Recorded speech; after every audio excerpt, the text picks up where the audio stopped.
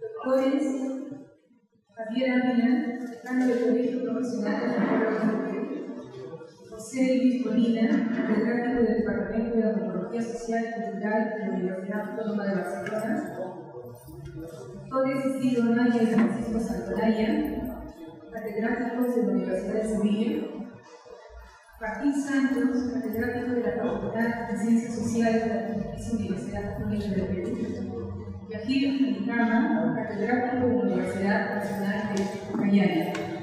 Señoras y señores, nos sentimos sumamente alegres y honrados por ser los anfitriones del primer seminario internacional para el análisis de redes sociales en el Perú.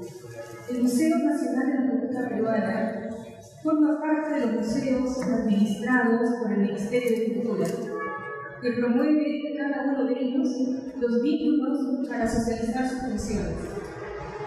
Justamente, ¿por qué un museo con colecciones de naturaleza etnográfica, artística e histórica se permite promover una actividad académica como esta? Que me pregunto. Será quizá porque las urgencias del presente nos obligan a mirar el pasado, y en ese, los legados y las herencias claman por perspectivas e interpretaciones diferentes. Y así, quizá, haya que desprenderse de técnicas de investigación ya no fiables para entender el tiempo histórico, el nuestro, y suponer que hay explicaciones que emergen de la permanente contemporaneidad de los hechos, en una suerte de suma y resumen de espacios temporales, tectónicos y sincrónicos. La cuadrícula de tiempo del arqueólogo para ubicar la disposición de los objetos hallados en su excavación ofrece esta del conocimiento, en contexto y con técnicas fiables. De la misma manera, un especialista en arte deconstruye la imagen y empezará con partículas en una relación de las partes del todo. ¿Qué busca? ¿Qué explora? Vínculos, básicamente vínculos. Y así, el mundo académico entabla relación con los hechos, con los objetos, con las instituciones, con las personas. Las gentes, desde siempre, entablan conexiones, vínculos y tienden interés.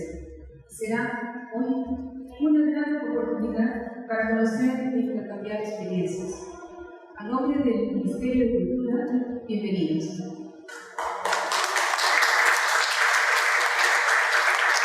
En nombre del Colegio Profesional de Antropólogos de Perú, le doy a todos la bienvenida. Hoy día sábado es un día muy especial.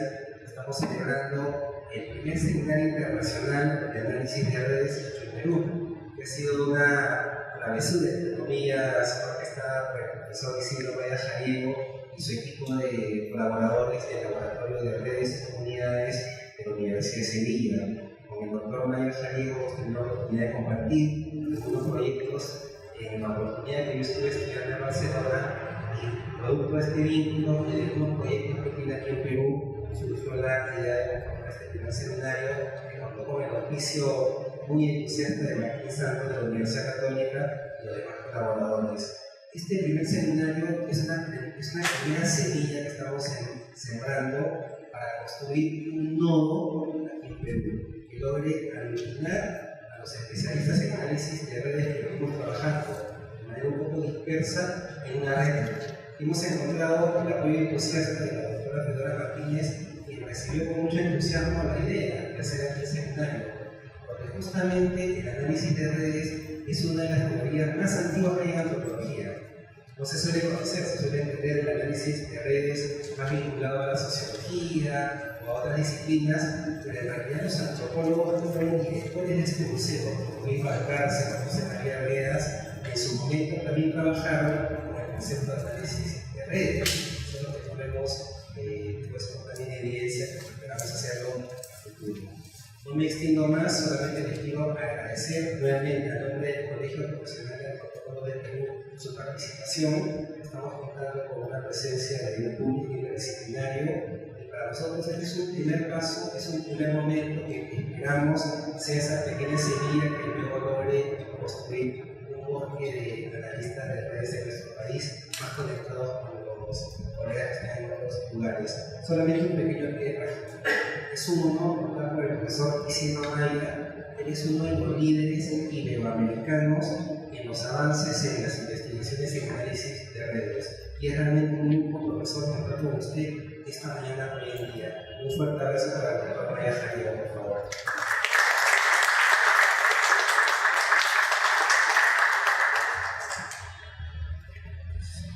Muchas gracias al Museo Nacional de la Cultura Cubana por acogernos, por darnos la bienvenida y por facilitarnos las cosas de la sesión de esta mañana. Y gracias Javier también por tus cariñosas palabras y por el recibimiento. Realmente desde el primer momento en el que propusimos la idea de encontrarnos, pues hemos recibido facilidades y la oportunidad de hacer esta actividad. Bueno, mi más sincero agradecimiento por tener esta posibilidad de encontrarnos. La gente que se dedica al análisis de redes sociales suele confiar en las relaciones personales. Sabe que esa es la base sobre la que se sostienen las instituciones, los sistemas políticos, las comunidades.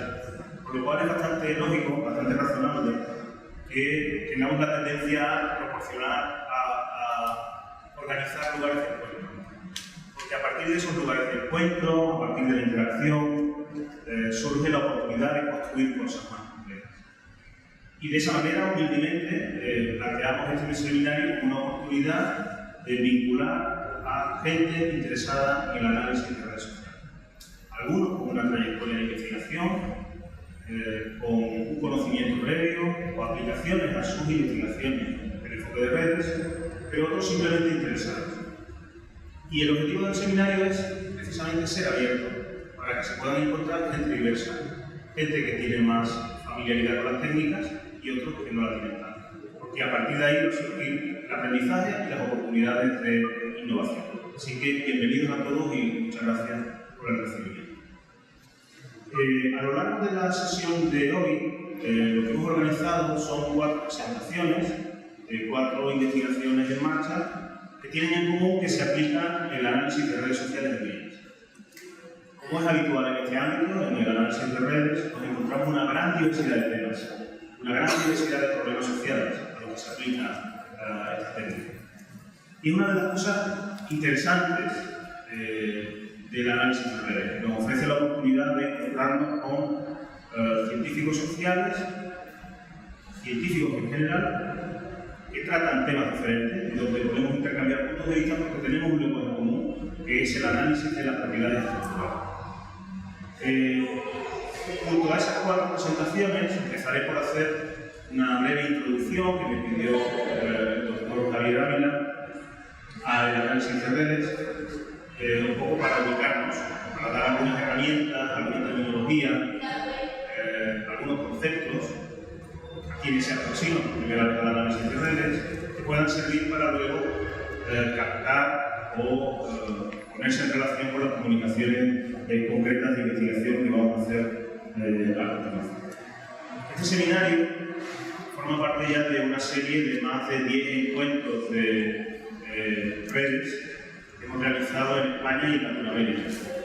En Latinoamérica, concretamente en el 2001, en un museo de antropología, el Museo Nacional de Antropología, curiosamente también, en Buenos Aires, se hizo un encuentro que sirvió de germen para la organización, a partir de ahí, de reuniones latinoamericanas que se han venido realizando en los últimos años con cierta periodicidad.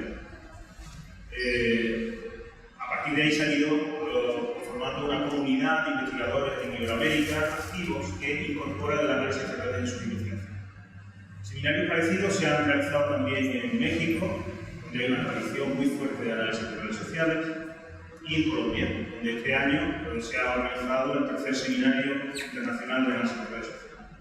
Con lo cual, a veces es simplemente una chispa donde la gente se encuentra y a partir de ahí existe la oportunidad de mantener una colaboración sostenida en el tiempo que enriquece a todos los participantes. Mi impresión es que en Perú están los libres para asentar el análisis de redes sociales.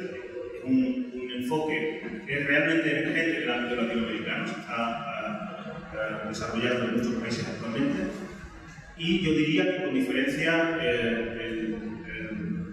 la acogida que ha tenido en el caso de Perú ha sido la de mayor eco en una primera convocatoria. Es difícil convocar a gente interesada en análisis de redes.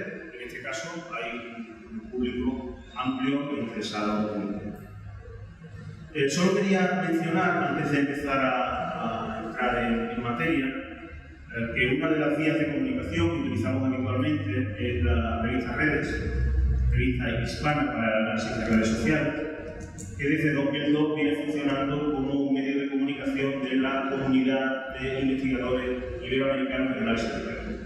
Es una revista en abierto desde su inicio, que ha servido para intercambiar los aprendizajes que se han ido desarrollando en distintos grupos de investigación y que tienen disponibles publicaciones sobre temas muy diversos. El último monográfico, por ejemplo, hace referencia a sociabilidad, sitios de networking online y empleo, donde muestra cómo el análisis de redes sociales se puede aplicar también a las redes sociales online, que coloquialmente mucha gente entiende hoy en día como redes sociales, Facebook, Twitter, etc.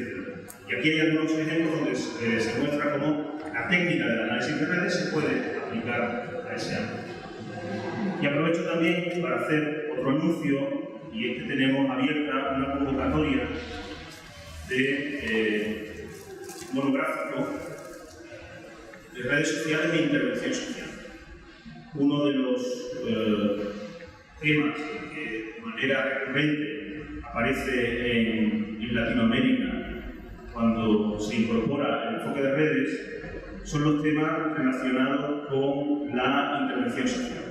Porque de algún modo muestra la necesidad de centrarse en problemas sociales. El análisis de redes sociales en el contexto latinoamericano tiene que ser práctico, tiene que atender a necesidades comunitarias, tiene que atender a problemas sociales, de manera que es frecuente que los usos que se hagan del análisis de redes sean de carácter aplicado. Actualmente hay abierto un monográfico donde se pueden hacer contribuciones en la revista Intervención Psicosocial, por lo cual si alguno de vosotros está interesado en participar en el monográfico, que tiene abierta todavía la oportunidad. Bueno, con su permiso, como estoy con poca movilidad, voy a sentar un momentito y luego intento retomar el pie parado para...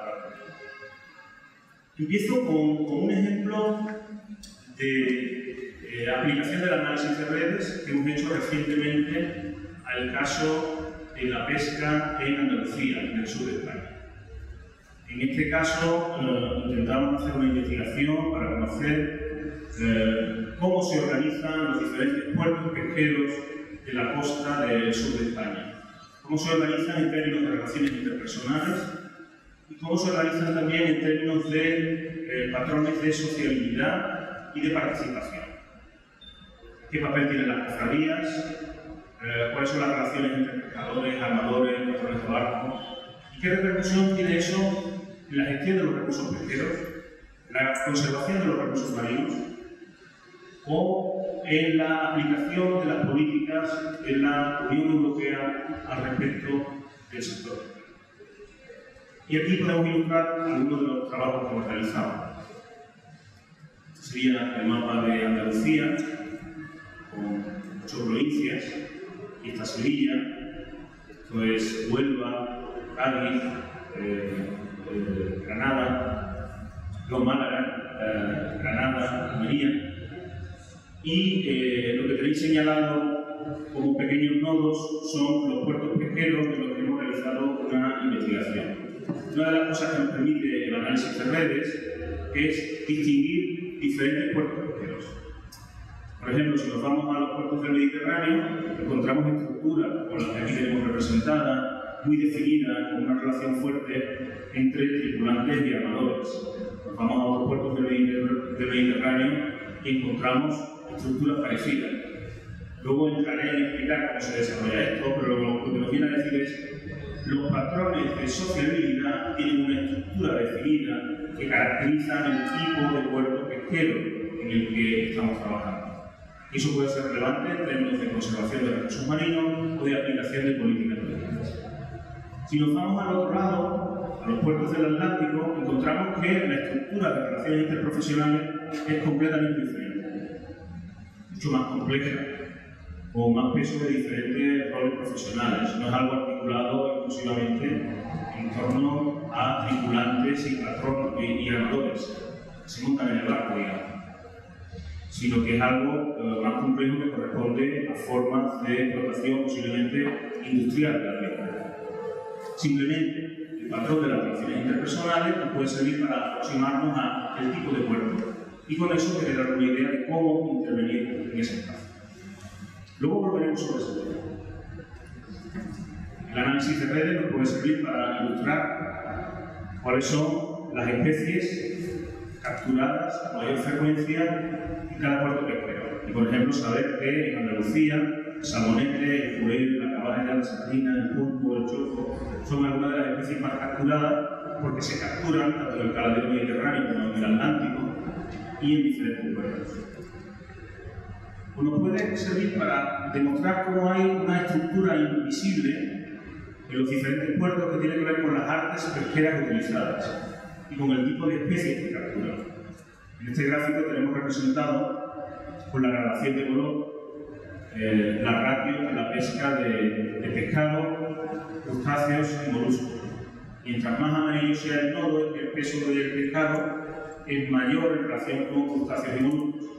Mientras más rojo sea, ocurre lo contrario, se pescan más moluscos, se pescan más crustáceos.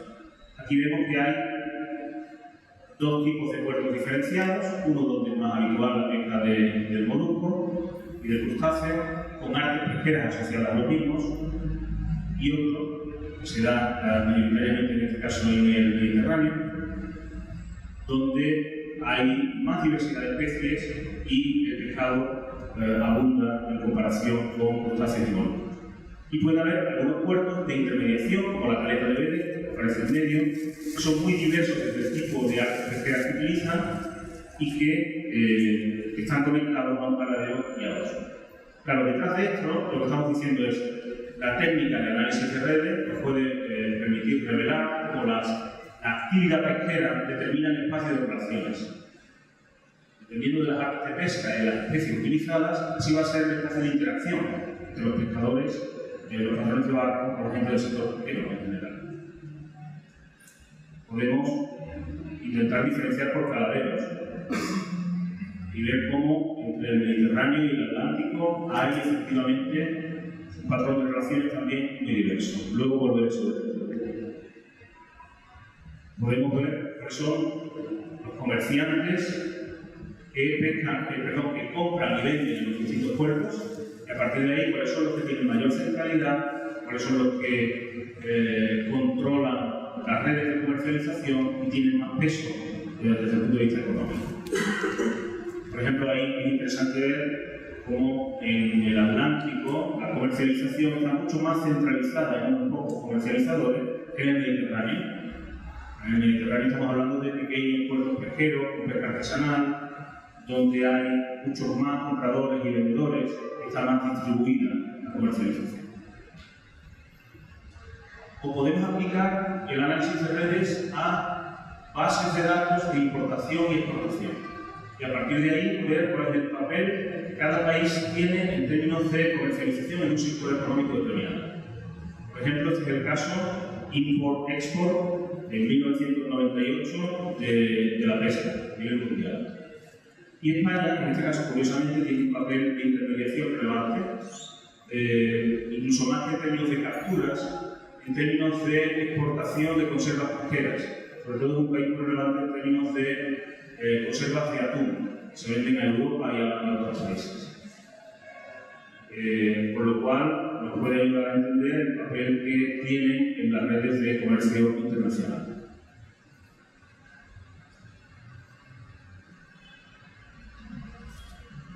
Podemos ver también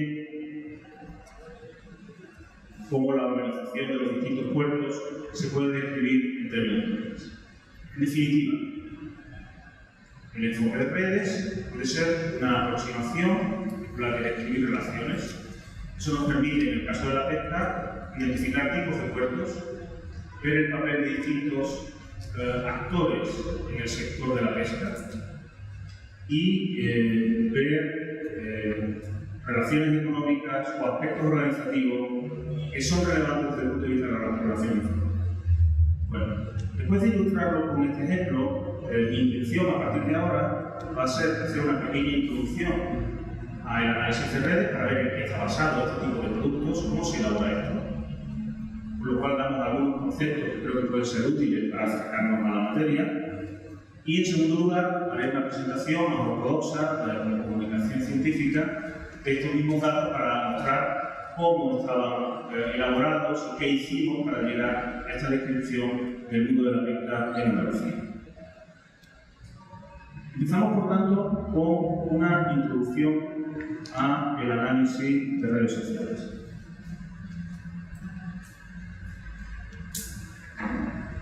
El análisis de redes sociales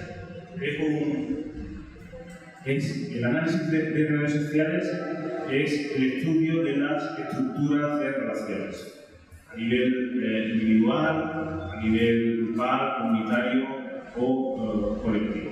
Vamos a hacer un acercamiento al análisis de redes sociales, donde yo me atrevería a decir que una manera de contar esta historia es decir que el análisis de redes sociales es lo que ocurre desde el sociograma que elabora Moreno, Giacomo Moreno, en 1934, para describir las relaciones entre niños que asisten a la escuela, y los sitios de networking online que actualmente todos conocemos, como Facebook, Twitter, etc., que se han convertido en una vía para la sociabilidad y para jugar con las relaciones.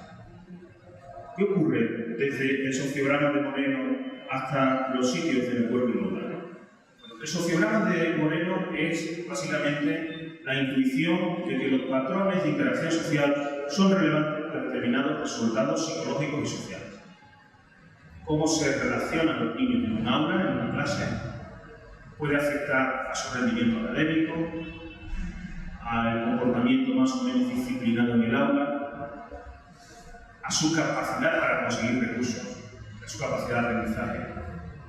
De forma que Giacomo Moreno empieza a hacer estudios sobre las relaciones de los niños en primaria, observando con quién juegan cada uno de ellos, con quién quieren jugar, con quién desean realizar tareas académicas. A partir de ahí se empieza a ver cómo hay una estructura de relaciones diferentes. Si yo le pregunto a los chicos por las relaciones académicas, o si le pregunto por actividades lúdicas. Porque la actividad determina en parte el patrón de interacción. Y cada chico aporta una competencia o unas peculiaridades que le hacen de más valor o más atractivo en un espacio de relación o en otro. Hay chicos con los que nos queremos relacionar para tareas académicas y otros para jugar en el recreo. Pero lo interesante a partir de ahí es que con esa observación sistemática se recopila información que nos permite ver la estructura del grupo en su conjunto. El sociograma lo que hace es resumir de una manera sintética el patrón de interacción en un grupo social determinado.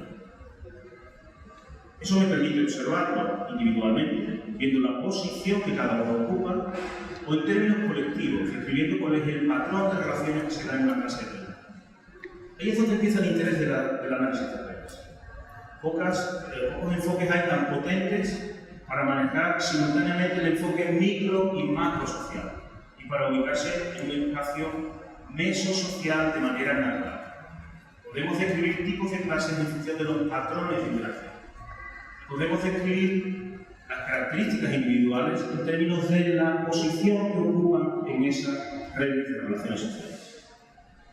Esa intuición de Moreno, en 1934, como podéis imaginar, se hace con lápiz y papel, tomando nota de las interacciones que se producen en clase y utilizando por primera vez la visualización como una herramienta importante del análisis de redes. Una característica que le va a acompañar a lo largo de toda su historia. La visualización como herramienta de investigación. Actualmente hoy incluso como herramienta de intervención, pero como herramienta de investigación, representando visualmente las relaciones.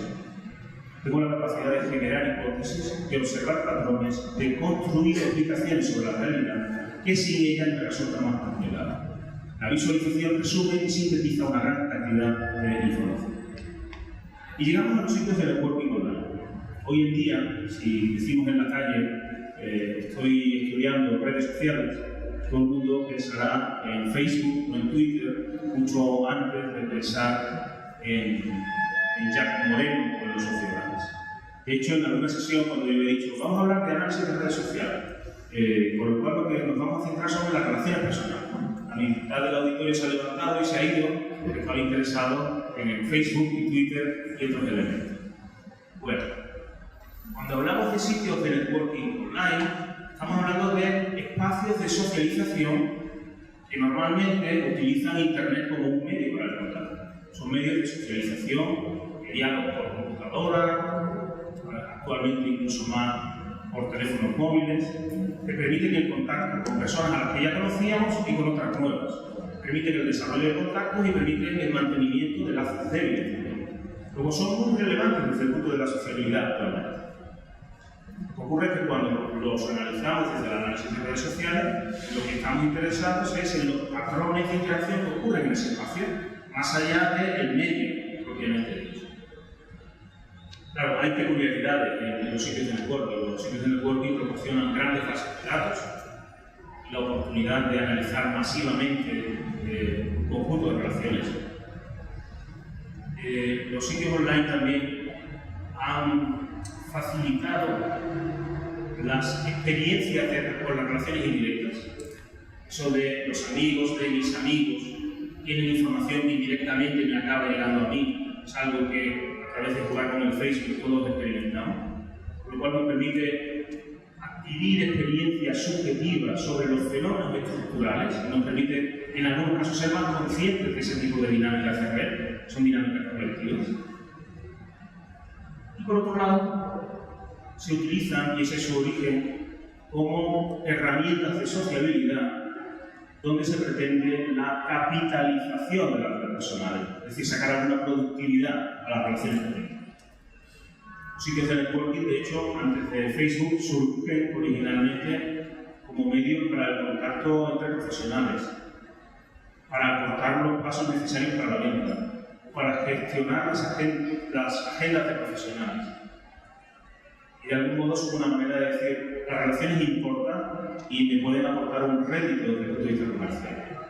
Por eso es importante acumular contactos y ver cómo los amigos de mis amigos me pueden poner en contacto y me pueden permitir el acceso a recursos de valor. Claro, detrás de esto, a veces en el diseño original de los sitios de networking, ha existido una visión ingenua sobre las relaciones personales. Por ejemplo, esta idea de friend of a friend, el amigo de un amigo. A través de ese vínculo de confianza me pongo en contacto con otros y tengo cosas de valor. Lo que ocurre es que en la práctica la confianza no se mantiene con independencia de la longitud de la cadena de conocidos. Puede que el amigo de un amigo ya no sea relevante para mí. Y puedo llegar a través de relaciones. Pero la distancia social no es lo mismo que la distancia geográfica o la distancia en términos de saltos relacionales. 4 saltos en términos de relaciones puede significar estar muy lejos en términos sociales y en términos de confianza para la obtención de recursos. Luego no cabe pensar que esto va a funcionar de una manera tan sencilla como a través de vías indirectas acabo llegando al recurso de valor. Posiblemente en 6 pasos de distancia todos estamos conectados con Barack Obama. El amigo de un amigo de un amigo nos lleva al presidente de los Estados Unidos. Pero no tenemos en la práctica la posibilidad de levantar el teléfono, hablar con Barack Obama y que nos haga un favor porque tenemos 6 conocidos comunes. Trasladar una visión tan ingenua a los sitios de networking hace que a veces tenemos un potencial de influencia, una capacidad mayor que la que tiene en la práctica. Por la idea de acumulación de contactos. Parece que hay una lógica de mientras más amigos tienes en LinkedIn, mejor. Que significa que estás mejor conectado profesionalmente. Claro, pero ¿qué significan amigos en LinkedIn o en Facebook? ¿Tiene el mismo significado que la relación cara a cara? ¿Hasta qué punto son comparables? Porque acumular contactos significa repartir menos el tiempo que tengo disponible entre ellos. Las relaciones normalmente se desarrollan con tiempo, hay que invertir tiempo en ellas. No simplemente sumar contactos. Y una cosa puede ir en contra de la otra. Mientras más contactos tengo, menos disponibilidad de repartir tiempo entre ellos. A no ser que el uso que yo esté haciendo del sitio de networking sea gestionar lazos débiles. Y eso me esté aportando cosas de valor. No son mis recursos de apoyo fundamental, o puede que también estén ahí. En Facebook todos tenemos ahí amigos íntimos también conectados, porque una característica de los lazos fuertes es que se dan en distintos medios. Y la gente que es relevante en la relación cara a cara, también hablamos con ella por teléfono y también la tenemos en Facebook. Pero medios como los sitios de networking se pueden caracterizar por una gran afluencia de lazos débiles. Personas que hemos conocido en un congreso, que a lo mejor perderíamos el contacto en otro contexto, pero que actualmente están ahí y podemos volver a ellos en caso de necesidad o por una información puntual. Esos lazos débiles nos pueden aportar información novedosa, de valor, diferente a la que ya tenemos. Pero la lógica de acumulación de contactos tiene su límite. Eso es algo también importante que tenemos que señalar. Pero, salvando esas cuestiones, realmente los sitios de networking se han convertido en una oportunidad para la investigación en redes, porque nos permite recopilar una gran cantidad de información sobre la interacción social, ya sea a nivel de las relaciones personales de un individuo concreto o redes de contactos personales. ¿Qué ha ocurrido desde los sociogramas de Moreno hasta ahora? Lo que ha ocurrido es el desarrollo del análisis de redes sociales. Eso implica el desarrollo de la teoría de grafos. El análisis de redes sociales tiene una base matemática, a diferencia de otros ámbitos, por ejemplo, las ciencias sociales, donde la estadística inferencial tiene más peso. Aquí estamos hablando de matrices como base fundamental de todos los indicadores que se desarrollan en análisis de redes. En ese periodo, desde Moreno a Facebook, se han desarrollado programas informáticos de análisis de redes, un gran potencial, una gran capacidad de relaciones. Si Jacob Moreno estaba dibujando los sociogramas de 15 niños a mano para ver cuál era el más popular, hoy en día se pueden hacer análisis con todos los hiperenlaces disponibles en Internet, con unas máquinas de cálculo que permiten o que tienen esa capacidad de computación.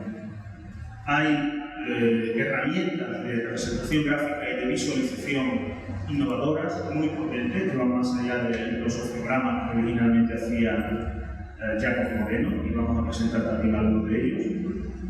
Y sobre todo ha crecido la capacidad de manejar datos. Y con eso, el ámbito de realidad sobre el que tenemos capacidad de observación. En la medida en que recopilamos datos que hacen referencia a comunidades enteras, podemos decir algo sobre espacios mesosociales que antes estaban más lejanos de nuestra capacidad de investigación. Y en este ámbito, y no me resisto a mencionarlo, también se ha producido una convergencia teórica entre distintas disciplinas, especialmente en el ámbito de las ciencias sociales, que es en el que yo me muevo, pero realmente podríamos abrirlo.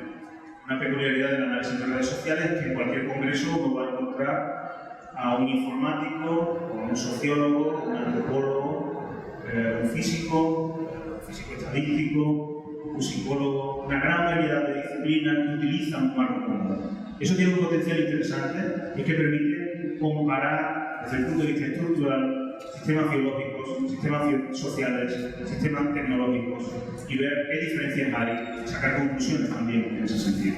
Por ejemplo, la investigación de Mundo Pequeño, que es una de las cosas que vamos a mencionar, es una de las cuestiones que ha tenido más repercusión popular, como una misma estructura puede observarse en las bacterias y en las redes de relaciones e interenlaces de páginas web, o en una comunidad humana que tenemos de interacción. Me interesaría también introducir la salvedad de que el análisis de redes no es solo una herramienta de representación gráfica. Claro, es una de sus aplicaciones. Y mucha gente entramos al análisis de redes a partir del sociograma o la representación visual. Porque nos gustaría tener en nuestra tesis doctoral, en nuestra investigación, en nuestra comunicación de los resultados profesionales, un gráfico que ilustre cómo es el patrón de relaciones que hay en nuestra comunidad. Ese tipo de visualizaciones tienen un valor intuitivo. Es como los mapas, que a casi todos nos gustan, ¿no? Porque vemos ahí un espacio que está esperando nuestra interpretación. Y con las redes pasa algo parecido. Con un golpe de vista, tenemos una estructura social, una dinámica de intercambio y nos dice algo al respecto de un problema social de interés. Pero el análisis de redes no es solo visualización. De hecho, las herramientas de visualización nos pueden conducir a error si le damos más valor del que tiene. Hay un experimento interesante donde a dos grupos se les muestra dos maneras de representar la misma red. Es decir, la misma matriz de datos. Si nos vamos a las tripas del software, vemos que efectivamente hay ceros y unos distribuidos por igual en las relaciones entre individuos. Pero yo puedo representarlo visualmente de un modo distinto, puedo mover los nodos a un sitio y otro cuando no estoy utilizando un sistema de representación, por ejemplo, en escalamiento multidimensional, donde la posición puede tener un significado. A partir de ahí se le pide al público que diga cuáles son los nodos más populares, quiénes son los líderes, qué papel tienen. Y claro, las interpretaciones están en función de la visualización. ¿Qué ocurre? Si la red es la misma en términos de matriz, realmente estamos dando explicaciones falsas sobre la visualización. Porque nos estamos basando en lo que vemos, pero no en los indicadores que nos dicen las propiedades estructurales de esa red. La visualización es un acercamiento a las propiedades estructurales. Cuando algunos nodos están en el centro, incluso con cualquier sistema de disponer gráficos, normalmente tiene algún sentido. Si están en el centro, porque están relacionados con gente de la periferia y están mejor ubicados ahí. Pero si yo muevo ese nodo a la periferia, como observador, tenderé a interpretar que es menos importante. Hay más importancia que está en el centro. Pero su importancia no la ha perdido si está igualmente conectado con las personas, con los individuos que están ubicados. La visualización es importante, puede ser muy útil, pero nos puede llevar a error. Me tengo que asentar en la base matricial de datos, que es el aporte fundamental del análisis de redes. Eso nos lleva a definir el análisis de redes como una herramienta de observación sistemática. Lo primero que hace Jacques Moreno, irse al colegio para saber cómo se relacionan los niños entre sí, centrada en el reconocimiento de patrones. Tengo que ver una estructura a partir de esa interacción. Y la estructura es el producto fundamental. Es lo que me está resumiendo en unas pautas los intercambios de interacción que van ocurriendo día a día. Es una simplificación útil, como suele ocurrir por las teorías, que permite la cuantificación. Es una característica esencial del análisis de redes. Igual que permite la visualización, permite la cuantificación. No excluye, dicho sea de paso, entre paréntesis, la utilización o la combinación con herramientas de carácter cualitativo. Pero su base cuantitativa es uno de los elementos de la duda. Y fundamental, permite teorizar sobre las propiedades de las relaciones, sobre las propiedades de las redes. Sin la teoría, el análisis de redes no sería lo mismo. Me resisto a convertirlo exclusivamente en una técnica. Pues yo aplico este software y me dice cómo tiene esta estructura de relaciones en una clase. A eso le tenemos que dar valor con teoría social. Donde hablemos de procesos de reciprocidad, de apoyo social, de innovación, de intercambio entre los actores. Y entonces es donde esos datos empiezan a cobrar sentido.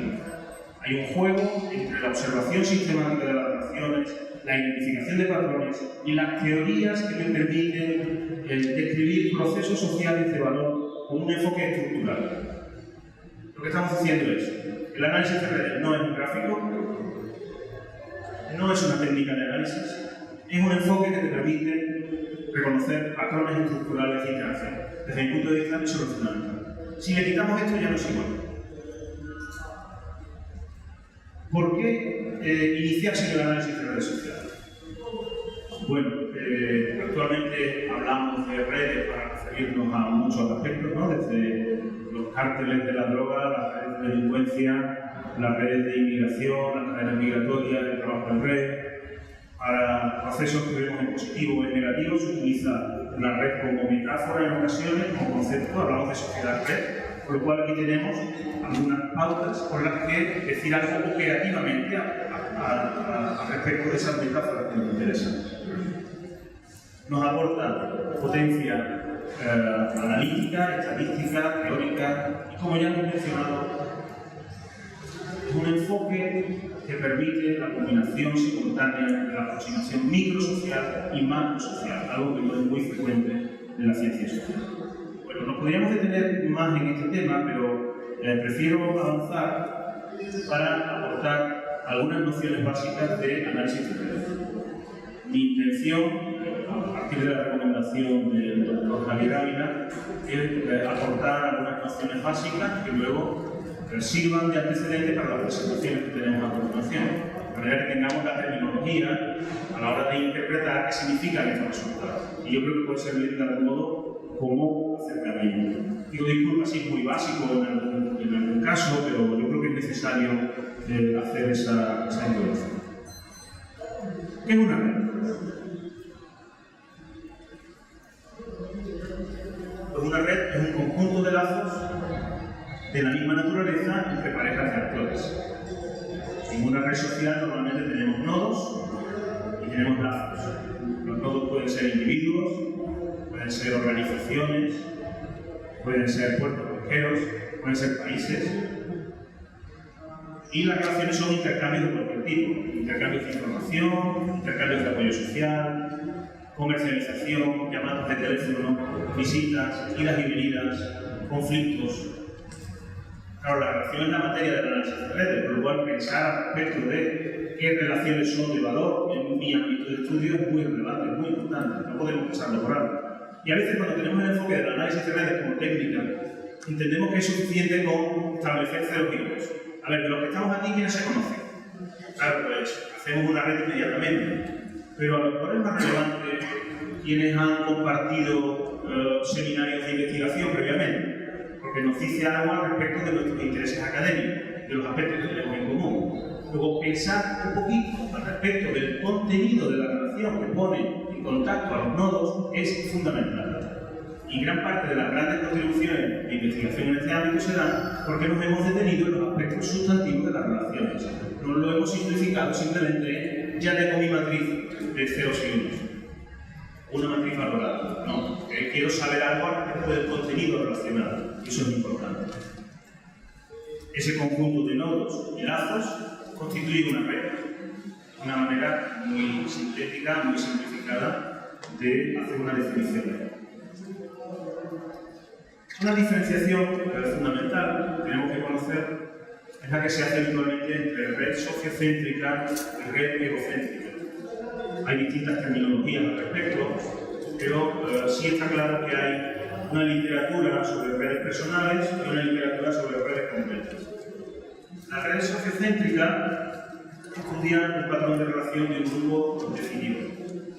Por ejemplo, imaginamos, vamos a hacerlo actualmente, en la desembocadura del Guadalquivir en Andalucía, la desembocadura en el Golfo de Cádiz, hay una reserva de pesca. Podemos analizar cuál es la relación que existe entre los propietarios de las embarcaciones que están autorizados a pescar en la reserva. ¿Con quiénes comparten relación? ¿Con quiénes comparten apoyo? ¿Con quiénes hablan sobre el medio natural? Si tienes que hablar con alguien sobre cómo está la mar, dónde se puede pescar, dónde no, dónde hay problemas de contaminación, ¿con quién lo hace? Eso genera un espacio de relación que puede ser muy relevante para conocer el conocimiento ecológico local. ¿Qué sabe esa comunidad de pescadores sobre el entorno marino en el que se mueve? Y esto puede ser esencial en términos de conservación. Porque normalmente la pesca de base comunitaria es precisamente la conservación del conocimiento sobre el entorno lo que le da estabilidad y permite la conservación de los recursos marinos. Cuando hay unas dinámicas de colaboración que finalmente repercuten en términos de pesca sostenible. En ese caso, ¿qué estamos haciendo? Delimitamos una comunidad de actores, embarcaciones autorizadas a pescar en la reserva de pesca, y analizamos las relaciones entre todos los actores que la componen. Hay 126 embarcaciones autorizadas a pescar en la reserva. Si yo quiero hacer una red completa, tengo que entrevistar a 126 personas. que son los armadores de cada uno de esos barcos. Si pierdo un individuo en las entrevistas, no estoy perdiendo un encuestado, como ocurre en las encuestas tradicionales. Estoy perdiendo un encuestado y sus relaciones con los otros 125 que están en ese espacio de relación. Por lo cual, el impacto de una entrevista que no se hace en términos de datos perdidos en las redes sociales es grandísimo, es muy importante, porque puede afectar al patrón de relaciones que me interesa observar. De manera que en una red completa hay una intención de exhaustividad. Quiero recoger información sobre todos los actores que componen un espacio social determinado. Habrá espacios que vienen delimitados y otros que yo delimitaré a priori, pero tengo que obtener información sobre todos ellos. Y me interesa la visión colectiva del mismo. La red egocéntrica, en cambio, es analizar las relaciones personales de un individuo, de una persona en concreto. Le preguntamos y nos dice con quién se relaciona. Tiene que tener una lista de personas, una lista de actores, de altering, como decimos en análisis de redes, de los otros, con los que se relacionan. Y le preguntamos también si esos otros están relacionados entre sí.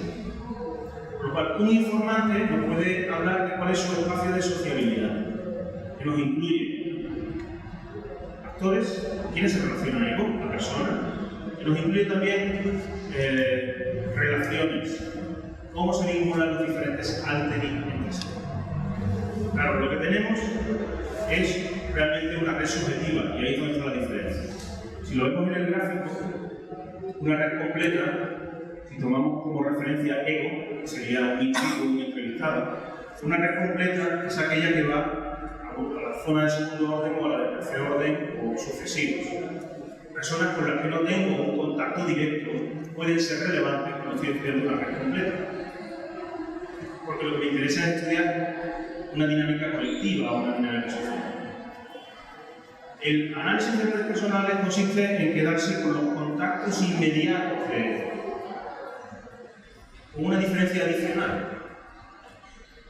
Ego, la persona entrevistada, es el que me está informando sobre la relación que los demás tienen entre sí.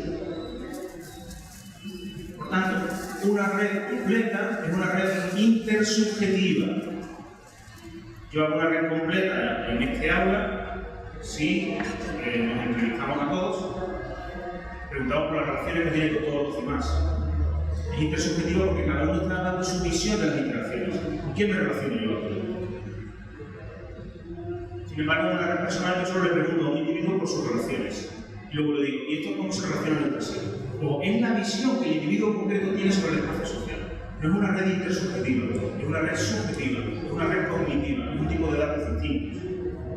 Y esto ha llevado a dos ámbitos diferentes de la investigación, donde se han desarrollado los indicadores estructurales, fundamentalmente han sido las redes completas. Los indicadores de centralidad, la identificación de clientes, el análisis de conglomerados, el escalamiento multidimensional, todo eso se empieza a desarrollar con redes completas. Y con las redes subjetivas, con las redes personales, se utilizaban definiciones de carácter más cualitativo, incluso atributivo, es decir, con estadística tradicional. Solo recientemente, solo a partir del año 2002 aproximadamente, hay una explosión de investigaciones que aplican los indicadores estructurales tradicionales de las redes completas a las redes personales. Bueno, sé que estoy entrando en un terreno de metodología, prometo cambiar de tema a continuación, pero sí me interesa que quede clara la distinción. O hablo desde un punto de vista colectivo o hablo desde el punto de vista individual sobre su relación. La materia de análisis en términos de relaciones es esencialmente diferente. Voy a comentar a continuación dos de los conceptos que han tenido más eco en la investigación. Si hablamos de los dos investigadores más citados en análisis de redes sociales, nos encontraríamos con Stanley Milgram, concretamente su trabajo sobre el mundo pequeño, publicado en 1967, y Mark Granovetter, que ha sonado en algún momento para el Nobel. Mark Granovetter está vivo, con el artículo La fuerza de los brazos débiles, que es la investigación más citada en este ámbito de investigación. Vamos a ver esos dos conceptos, esas dos ideas, no solo porque sean los más citados, no solo porque tienen un gran impacto, sino porque han estructurado dos tipos de dinámicas que le han dado contenido al análisis de redes sociales de la investigación. Una tiene que ver con procesos de cohesión social, que es el mundo pequeño, y otro tiene que ver con elementos de integración e innovación social, que es la fuerza de los lazos débiles. Son dos elementos sustantivos desde el punto de vista sociológico, desde el punto de vista de las ciencias sociales, que pueden tener realmente. Bueno, para ilustrar el problema del mundo pequeño, me permitís que por un segundo hagamos un juego con el oráculo de Bacon. El oráculo de Bacon es un juego en el que algunos estudiantes utilizaron la base de datos de películas, se va actualizando continuamente los créditos de las películas, quienes han participado con el reparto, para ver si están o no están relacionados con Kevin Bacon.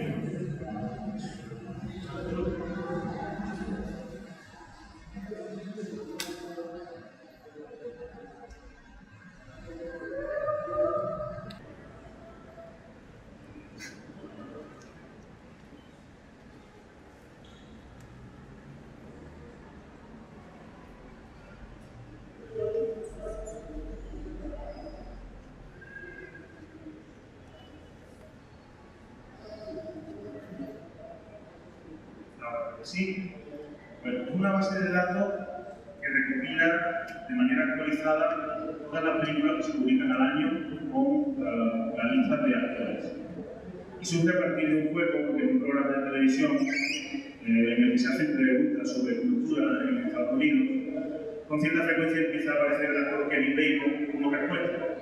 Y de manera graciosa, pues, es una respuesta correcta a la pregunta de quién ha colaborado en determinada película. Entonces empiezan a estudiar si efectivamente Kevin Bacon es tan importante, que ha hecho todo tipo de películas, desde buenas a muy buenas, a malas o muy malas, y que ha colaborado con todo el mundo. Y a partir de la base de datos acaban encontrando que realmente el mundo del cine es una estructura del mundo pequeño donde todos están relacionados entre sí. Lo que hacen es una aplicación sencilla, donde poniendo el nombre de un actor, nos dice a qué distancia está de Kevin Bacon por películas en las que ha participado. Bueno, lo vemos como un ejemplo que yo creo que va a ser mucho más sencillo.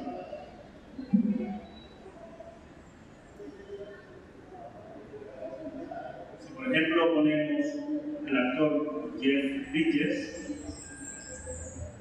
nos va a decir, no hay muchos Jeff Bridges, ponemos que tiene un número de Bacon 1 porque compartió película con él directamente en 2013 en la película R.I.P.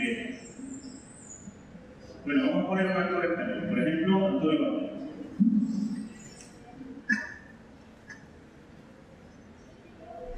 Antonio Banderas tiene un número de Bacon de 2. Estuvo en la película Entrevista con un vampiro con Chris Foster, estuvo en esta otra película de 1999 con Kevin Bacon.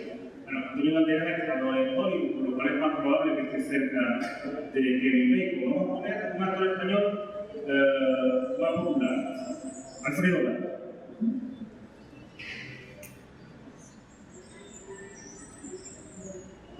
Pues tiene un número de 2 también. Es un actor que se dedicó a hacer películas de clase B, mayoritariamente, pero estuvo en Luz de Domingo con Alex González, estuvo en X-Men First Class con Kevin Bacon. Pero podemos probar con alguna actriz de peruana.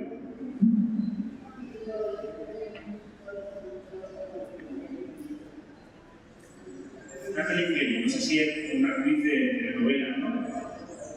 Estuvo en la película con John Bennett Perry, estuvo en Hollywood Night con Kevin Bacon. También con un número de 2 está conectado. Bueno, yo estoy haciendo el ejercicio.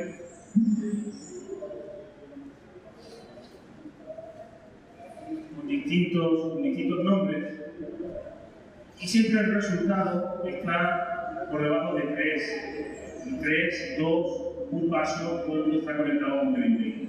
Annalise Ogier estuvo en Tarzón con Jorge Hidalgo, estuvo en Olvidados con Olga Fonda, estuvo en Crazy Stupid Love con Kevin Bacon. Bueno, al final lo que nos está diciendo esta experiencia es que todos estamos conectados con todos a través de conocidos comunes. El mundo es un pañuelo, como se dice en el caso de Stanley Milgram, estamos hablando de un mundo pequeño. La estructura del mundo pequeño es una de las características que describe Stanley Milgram. Con la base de datos de actores, realmente lo que vemos es un espacio de interacción con una alta densidad, donde todos estamos conectados con conocidos, una experiencia que todos hemos tenido. Vas de vacaciones, encuentras a un peruano en Madrid, empiezas a hablar y resulta que has compartido piso con un amigo suyo que estudiaba en la Católica y que los dos habéis frecuentado los mismos barrios. No es raro, no es infrecuente conocer espacios de interacción o de conectividad con otros. Eso corresponde a las propiedades estructurales de la red que se denominan mundo pequeño. Como todos decimos que el mundo es un pañuelo, Stanley Milgram decidió desarrollar una investigación empírica, un experimento, para ver si efectivamente todos estamos conectados. Y lo que hizo fue lo siguiente, de alguna manera inspiración de esto que acabo de comentar de Milgram. Repartió una serie de cartas a una muestra de personas elegidas al azar en un estado de Estados Unidos. Y les pidió que la remitieran a un destinatario en la bolsa de Boston, un destinatario al que no conocían, con el único requisito de que no podían echar la carta al buzón y mandarlo directamente, sino que el juego consistía en mandarlo a través de intermediarios. Tenían que buscar en su espacio interpersonal inmediato a la persona que creían que iba a estar más cercana al destinatario en la bolsa. Y a partir de ahí, hacerla llegar, cada uno iba apuntando a quién le había pasado la carta. Lo que encuentran es que 2 días después de repartir las cartas, ya había llegado la primera destinataria. Stanley Milgram y su equipo piensan que es una carta que se ha perdido y que alguien la ha echado al buzón y el cartero la ha ido. Pero lo que encuentran es que alguien conocía a un sacerdote en Boston que se lo había mandado y casualmente ese sacerdote estaba en contacto con el señor de la bolsa y le hizo llegar la carta. Pero a medida que empiezan a llegar las cartas, lo que encuentran es que tener intermediarios comunes es mucho más frecuente de lo que esperaban. Mientras que las estimaciones antes de poner en marcha el experimento, la gente cuando le preguntaban decían que iban a ser necesarios por lo menos 100 intermediarios para llegar a un desconocido en Boston, lo que encuentran en los resultados es que son necesarios 5,6 pasos de distancia para poner en contacto a 2 personas desconocidas y una muestra de 300 millones de residentes de ese momento en Estados Unidos.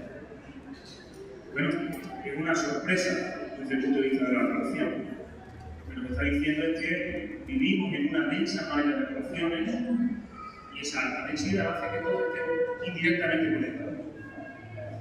Un segundo resultado interesante de esa investigación es que prácticamente la mitad de las cartas llegan a su destinatario a través de 2 personas en el último caso. Uno de ellos es un trabajador de la bolsa de Boston, lo cual no es una sorpresa porque era el único dato que tenían los participantes, el destinatario trabajar en la bolsa de Boston. Y el otro es un vendedor de ropa del barrio donde vive el destinatario de la bolsa de Boston, al que él no conoce, pero que le hace llegar el 25% de las cartas que finalmente llegan a su destino. ¿Cuál es sorprendente para el señor que trabaja en la bolsa? Hay un señor en mi barrio que yo no conozco de nada, que sé que vive aquí, y que el 25% de las cartas que me han llegado a través de él. Además de una densa red de relaciones, hay nodos que están especialmente bien conectados en esa malla de relaciones. Son nodos que reducen la distancia promedio para el conjunto de la red, no solo para ellos, no solo para las personas con las que están conectadas, sino para el conjunto de la red. El vendedor de ropa era un señor que se movía mucho en Estados Unidos, que iba al estado donde se habían repartido las cartas entre los sitios. Una persona con una gran movilidad social, con una gran movilidad laboral, que hacía que tuviese en su agenda una gran cantidad de gente de todo Estados Unidos. Estaba muy bien conectado. La enseñanza de esto es que basta con una persona, como el vendedor de ropa, que conecte el origen de la carta con el destino, para que la distancia promedio se reduzca entre el conjunto de personas que componen esos resultados. Eso es lo interesante. Como una relación local tiene un impacto global en la estructura estructura de la. De manera que el mundo pequeño, desde un punto de vista estructural, se caracteriza por una alta densidad local y una corta distancia promedio. El mundo es denso, pero normalmente estamos conectados con la gente más cercana, nuestra familia, la gente que vive en el mismo barrio, la gente que hace la misma actividad laboral. Y esos espacios son espacios de conglomerado social, donde todos estamos relacionados entre sí. Si vamos a San Marcos, los que hemos estudiado en San Marcos, estamos todos relacionados. Los de la Católica están relacionados entre sí. Los que van a dar trabajo en este centro comercial guardan relaciones entre sí. Los espacios de interacción generan las oportunidades para el contacto y hay conglomerados. Hay una alta densidad local. Sin embargo, pese a que hay islas de relaciones separadas en conglomerados, la distancia promedio de conjunto es reducida. ¿Por qué? Porque basta con que haya un puente para que se reduzca la distancia para el conjunto de la estructura social. Una persona que conecte la Católica con San Marcos está reduciendo las distancias promedio para la vida académica en Lima. Una persona que conecte dos lugares de trabajo está reduciendo el espacio de conjunto de interacción para todos. Son propiedades que pueden tener gran importancia en términos de difusión de la información, difusión de la enfermedad, difusión de la innovación. En el caso del SIDA, por ejemplo, hay algún estudio que documentaba cómo un homosexual había trasladado el SIDA desde la comunidad de San Francisco a la comunidad de Nueva York. Una persona muy activa sexualmente que había contribuido a la difusión de la enfermedad de una manera muy significativa. Cabe imaginar el potencial que eso tiene en términos de prevención. Si tenemos una visión estructural sobre los procesos de contagio, podemos interrumpir en aquellos puntos de corte, que son los que están difundiendo más allá del espacio inmediato, términos estructurales para el conjunto de la red. Hay nodos que hacen ejes centrales de comunicación acortando la distancia. El segundo de los temas es la fuerza de los lazos débiles de Margaret Mead. Aquí se basa también en esta lógica de transitividad. Los amigos de mis amigos son mis amigos. Una frase que algunas veces he escuchado. Si A es amigo de B, B es amigo de C, hay una alta probabilidad de que A y C también sean amigos. Las dinámicas de amistad funcionan a través de tríadas, de triángulos que se van cerrando. Y es un proceso por el que se observa el crecimiento de la red muchas veces. Por ejemplo, en los alumnos de primaria que antes hemos hablado, en el caso de Moreno, se suele observar cómo desde el principio del curso al final del curso aumenta el número de triángulos cerrados en una red de interacción. Porque aquellos que comparten relación, comparten espacios en los que se reúnen y están con otras personas que también comparten ese espacio. Por lo cual, las relaciones fuertes tienden a cerrarse en círculos. Ese fenómeno se denomina transitividad. Los amigos de mis amigos son mis amigos. La innovación que realmente, sin embargo, está en mirar fuera del triángulo y decir, claro, hay conglomerados que se van cerrando a nivel local, eso ya lo decía esta vivienda. Pero ¿qué pasa con los puentes? ¿Quiénes son esas personas que conectan a triángulos que están separados, a comunidades que están separadas, a barrios que están distantes? Son lazos que normalmente son más débiles. Son personas que no están tan conectadas con el plan, con la red de amigos, pero que son muy relevantes porque ponen en contacto a mundos sociales diferentes. Con lo cual la intuición de Margaret Mead es un lazo fuerte, no puede hacer de puente porque normalmente tiende con una alta probabilidad a cerrarse en círculos. Y en hace de puente, por contra, muy probablemente será un lazo débil. El vendedor de ropa, que no es importante para mí, es el que hace de puente con el estado de Nebraska, al que yo nunca he ido. ¿Qué importancia tiene para mí ser el vendedor de ropa? Desde el punto de vista afectivo, emocional, de mi día a día, ninguno. Pero desde el punto de vista de la integración social, tiene un papel fundamental. Porque los puentes me ponen en contacto con aquellas partes de la estructura social en las que yo no me muevo. Por tanto, me permiten acceder a recursos diferentes a los que estoy muchísimo. Margaret Mead desarrolló esto con una investigación sobre empleo. y mostró con algunos estudios, aunque es controvertido, hay discusión sobre el tema, cómo el acceso a un empleo para quienes estaban desempleados con cierta frecuencia llegaba a través de personas a las que denominaban lazos débiles, no nuestros contactos más relevantes. ¿Por qué? Porque nuestros contactos relevantes suelen estar en los mismos sitios que nosotros y tienen la misma información que nosotros y los mismos contactos que nosotros. Son muy relevantes efectivamente, son esenciales en términos de adaptación psicológica. Pero los recursos que ellos tienen también los tengo yo. Normalmente estamos en el mismo espacio social. El lazo débil tiene un potencial fundamental en términos estructurales. Mientras que el apoyo social y el lazo fuerte es intuitivo para todos nosotros. Todos sabemos la relevancia de la familia, para bien y para mal, el impacto que tienen las personas. La importancia de los lazos débiles, la fuerza de los lazos débiles es menos intuitiva. Ahí es donde está la intuición estructural. Personas a las que tengo y relaciones indirectas pueden ser determinantes de la información que tengo y de mi calidad de vida. Estamos hablando entonces de dinámicas colectivas, que desde un punto de vista psicológico se podría decir que son inconscientes.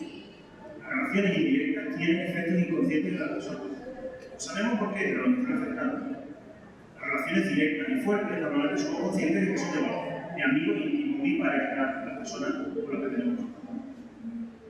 Con estos dos espacios, el mundo pequeño y los lazos débiles, pues se han desarrollado gran parte de las investigaciones que a continuación se han ido desarrollando en análisis de redes sociales. De hecho, yo diría que desde Jacques Monero, esta estructura es la que más ha diferenciado el tipo de investigación que se hace en este ámbito. Estudiar procesos de cohesión social, estudiar procesos estructurales y de integración social. Milgram versus Milgram. Bueno, de alguna manera hemos empezado a entrar en el valor de los procesos de redes sociales. Hay dinámicas que son esencialmente relacionales. La reciprocidad, toma y daca. Normalmente los intercambios de apoyo se basan en la reciprocidad. Yo te confío en mi problema y tú me cuentas los tuyos, así somos confidentes y nos damos apoyo mutuo. Y una dinámica de interacción que se basa en la lógica de reciprocidad, es una de las dinámicas de las relaciones de amistad. O la transitividad que he mencionado antes. Podemos hacer un censo de triángulos para ver el grado de cohesión social en una red y ver hasta qué punto está estructurado en términos de relaciones de amistad fuertes.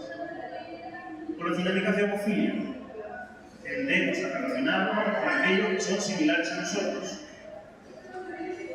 Dime con quién andas y te diré quién eres. Y hay dos procesos relacionados, ¿no? Las dinámicas de homofilia.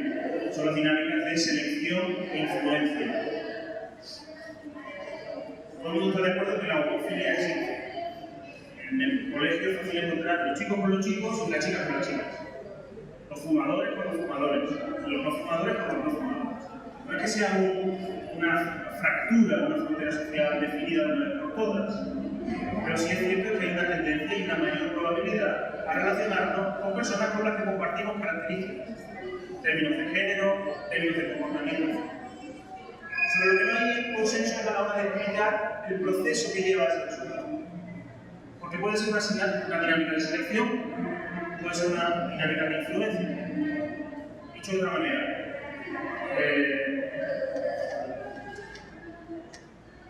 como fumo, acabo relacionándome con fumadores, o fumo porque me relaciono con fumadores. Si otros chicos fuman y yo formo parte del grupo, pues hay una dinámica de influencia. Me invitan, veo un comportamiento normativo, hay una presión social, finalmente acabo fumando. Pero también puede ocurrir lo contrario. En los centros de trabajo hay que salir a fumar afuera, si está regulado así. Pues la gente que fuma se acaba encontrando en el mismo sitio porque comparte un comportamiento. Y en ese caso hay un proceso de selección. Es el comportamiento el que lleva a la relación, y no la relación la que lleva al comportamiento. Estudiar dinámicas de selección e influencia de distintos procesos sociales es una de las líneas de investigación abiertas más interesantes del doctorado. Ver hasta qué punto es una cosa o la otra la que tiene peso, por ejemplo, en el comportamiento delictivo. Gente delinque porque está en bandas de delincuentes, o acaba relacionándose con ellos porque tiene comportamiento y está en los sitios en los que suelen estar los delincuentes. básicamente se encuentra una combinación de ambos procesos. Es interesante ver que el porcentaje tiene un peso en el proceso. Bueno, podríamos entrar en una parte más técnica, pero me voy a quedar con una breve descripción de algunos aspectos para no agotar contenido y no meter mucha información al principio, pero algunas cosas de interés. Esto que tenemos aquí, por ejemplo, es la red personal de una inmigrante ecuatoriana en Sevilla. Tiene 3 espacios de relación definidos. A la izquierda vemos una serie de nodos blancos, solo uno negro. Los que están en blanco son compatriotas, son ecuatorianas, y los que están en negro son españoles. Ese espacio de la izquierda, un espacio de hecho de relaciones, es su espacio de sociabilidad. Es el lugar en el que vive, su piso, y la gente que vive en su piso. La mayoría de todos sus familiares y conocidos que viven en su mismo barrio. A la derecha hay mayor presencia de españoles, y en este caso se trata de compañeros de trabajo. Tienen un espacio en el que trabajan los ecuatorianos, pero también españoles. Es interesante ver un espacio de sociabilidad con el ámbito local, en este caso es el mundo del trabajo. Y abajo a la izquierda, abajo a la derecha, tenemos algunos contactos de familiares que viven en Ecuador en el momento de la entrevista de esta persona. Como está conectada también con origen, con lazos fuertes con los que han mantenido cierta interacción después del desplazamiento internacional. En el centro tenemos a su padre de la entrevistada, en este caso una chica joven ecuatoriana, y una amiga íntima. Tienen la peculiaridad de ser lazos fuertes y ser, en este caso, los únicos que comparten los 3 espacios de sociabilidad de la entrevistada: el lugar de residencia, el lugar de trabajo y la familia que vive. Uno de los elementos interesantes del análisis de redes es que nos permite estudiar de manera operativa los círculos sociales en los que nos movemos. Volviendo al caso de Facebook, muchos de estos sitios de networking se han diseñado sin asumir que hay círculos sociales diferenciados. La diferenciación depende del individuo concreto, del uso que haga de Facebook. Por ejemplo, en mi cuenta de Facebook puede estar un amigo, mi madre y el jefe. Claro, es un espacio peculiar de efectos de interacción, si es así. Porque la interacción cara a cara, estos espacios tradicionalmente estaban segregados. Mi jefe no se enteraba de lo que yo hablaba con mi madre, y viceversa. Porque había un discurso social y una pauta de interacción modulada en función del contexto de interacción. Si yo no delimito en función de contextos sociales, estoy generando un espacio nuevo, donde al menos pasivamente todo el mundo puede observar lo que ocurre en distintos contextos de interacción. Una de las cosas interesantes con análisis de redes personales es tratar de ver, tratar de sondear cómo se distribuye la vida de una persona entre distintos espacios sociales, entre distintos círculos sociales. Hay un trabajo muy bonito, muy interesante, que analiza los espacios de sociabilidad, los círculos sociales, a partir de las llamadas del móvil. Y acabamos teniendo un indicador empírico con el que solo son necesarias 4 antenas de móvil en la ciudad para identificar a un individuo por sus llamadas. Lo que nos está diciendo, nuestra originalidad está en que cada uno tiene sus 4 círculos sociales definidos. Pero es que solo son necesarios 4 círculos sociales para caracterizarnos, no hace falta más. Nuestra familia, cuando llamo desde casa, hay una antena de móvil que me identifica. El lugar de trabajo, y cuando llamo desde el trabajo, hay una antena de móvil que me identifica. El sitio al que voy al gimnasio y el sitio en el que paso los fines de semana. Cada uno de nosotros tiene 4 espacios de sociabilidad que nos identifican. Somos, en términos de estructura social, un lugar en el que coinciden 4 círculos sociales. Una manera estructural de definir a una persona. Somos un espacio de confluencia de 4 espacios sociales de relación. Ahí está nuestra individualidad. De ahí la importancia de ver cómo se distribuye nuestra sociabilidad en diferentes círculos. Bueno, termino con algunas nociones básicas de indicadores estructura social que podemos utilizar en análisis. Luego daremos paso a algunas de las presentaciones y luego yo retomaré con la última parte, que era otra presentación específica sobre la beca que me encargaré de presentar. Creo que un paso interesante es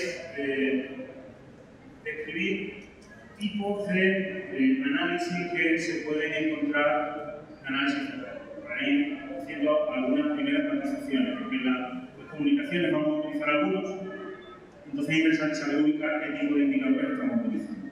Esto es una manera de caracterizar 4 tipos de indicadores que se pueden utilizar en análisis central. Yo puedo hablar de las propiedades estructurales de la red en su conjunto. Por ejemplo, ¿cuál es la densidad de relaciones del barrio de Pueblo Libre y Lima en comparación con Ginebra? ¿Hay más conectividad o menos conectividad entre los residentes en esa zona? Eso me hablaría de una propiedad estructural de conjunto. Estoy teniendo una visión colectiva y me dice cuántas relaciones existen del potencial de relaciones existentes. Claro, eso depende del número de habitantes o de residentes en este caso. De 100.000 relaciones, porque tengo que ver cada uno de esos 100.000 con los otros 99.999, si están relacionados o no, eso me da el indicador de densidad.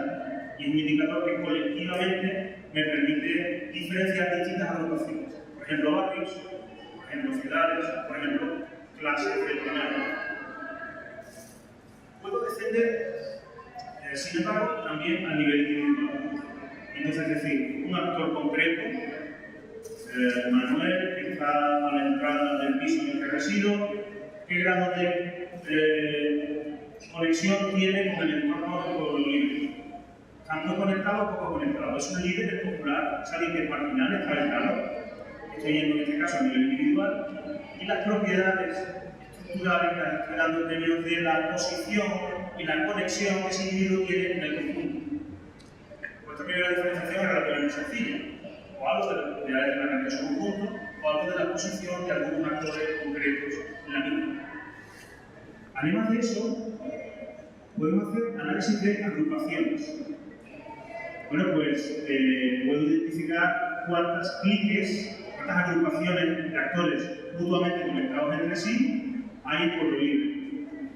O cuántos conglomerados de amigos hay en un aula de primaria. Ya no estoy describiendo la red en su conjunto, sino la existencia de agrupaciones. Hay una serie de estrategias, se han desarrollado muchas técnicas en este ámbito, con cliques, planes, conglomerados, coeficientes de conglomeración, unidades, que permiten identificar grupos. Porque ya lo hemos visto, los círculos sociales, los grupos, son muy relevantes en la vida social. Así que a distintos niveles puedo segmentar una red completa en subgrupos, en componentes de esa red. Y por último hay, y estos son más complejos, indicadores de equivalencia estructural, que me describen individuo o una red por sus propiedades estructurales. Por ejemplo, ya no me preocupa que Manuel esté conectado con 10 o 12 personas y cuáles son en su entorno, sino lo que quiero ver es la gente que está dando entrada y salida a un piso comparten un patrón de relaciones similar, una posición estructural que tienen, que es el que abre y cierra la puerta, conoce a todos los residentes y se entera de todas las cosas que pasan en el piso. Pues probablemente sí. Probablemente sí. El indicador de equivalencia estructural va buscando ese tipo de fenómenos. Un patrón estable de relaciones a nivel individual o a nivel colectivo, que me hace comparable los actores o las redes en su conjunto en términos estructurales. Vamos a ver algún ejemplo de indicadores individuales para no entrar en mucho más detalle con el resto de indicadores.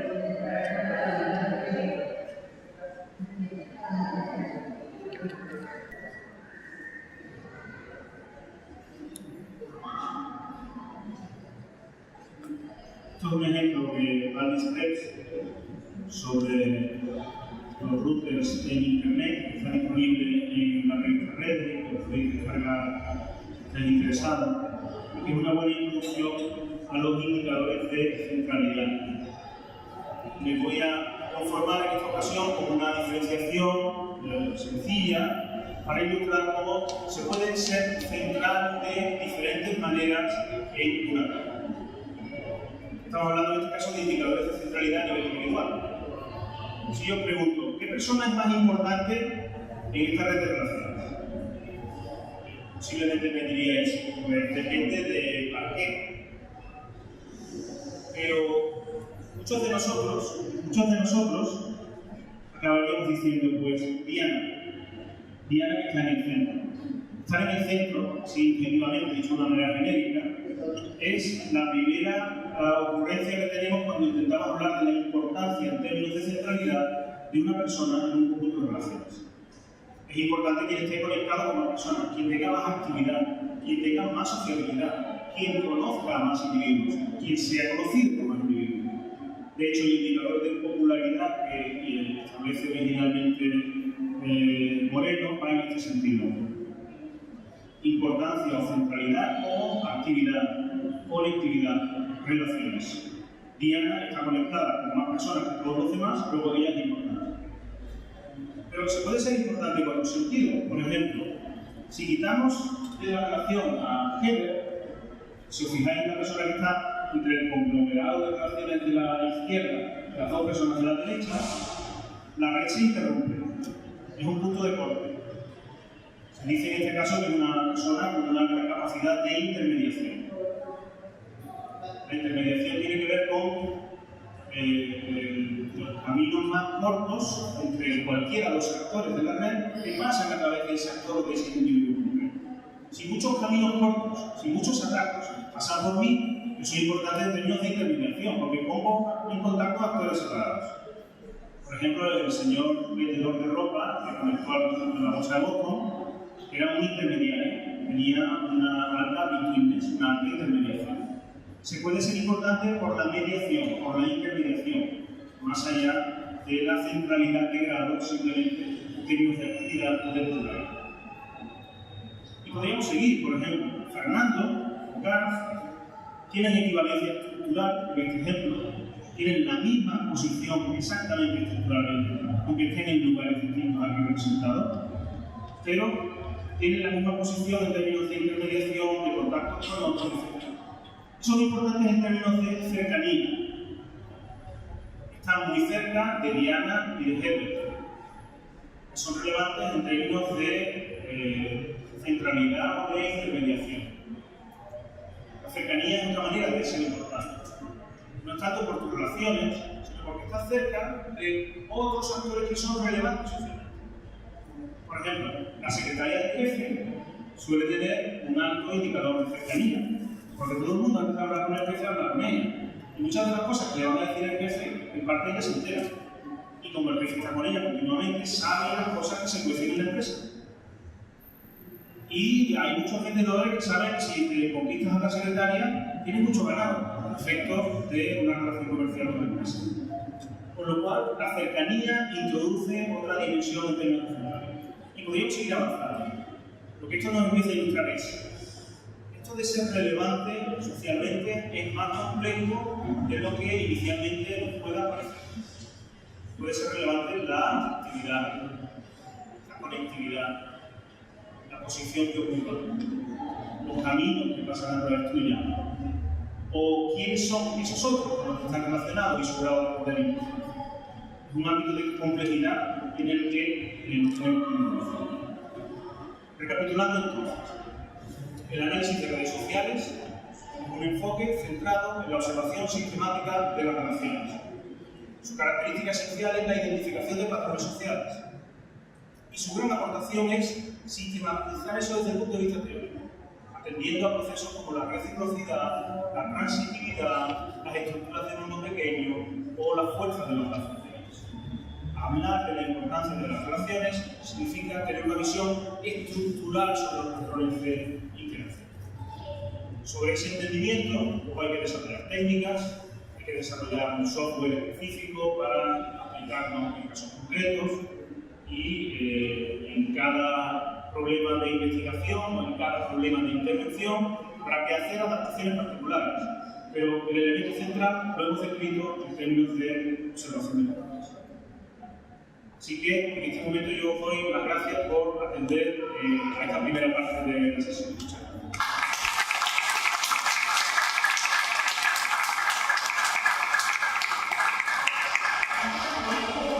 Creo que en este momento hacemos una pausa de 5 minutos. 7 preguntas en 5 minutos. Ah, muy bien. Podemos hacer algunas preguntas o aportaciones que queráis hacer de comentarios y luego haremos un pequeño breve. Preguntas, comentarios.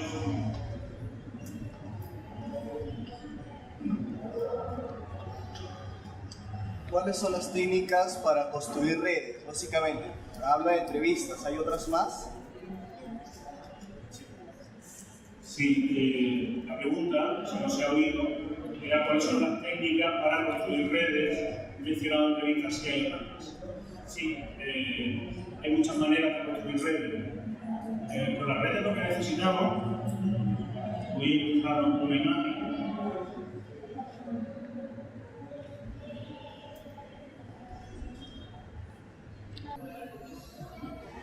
Efectos de análisis es una matriz como la que tenemos representada.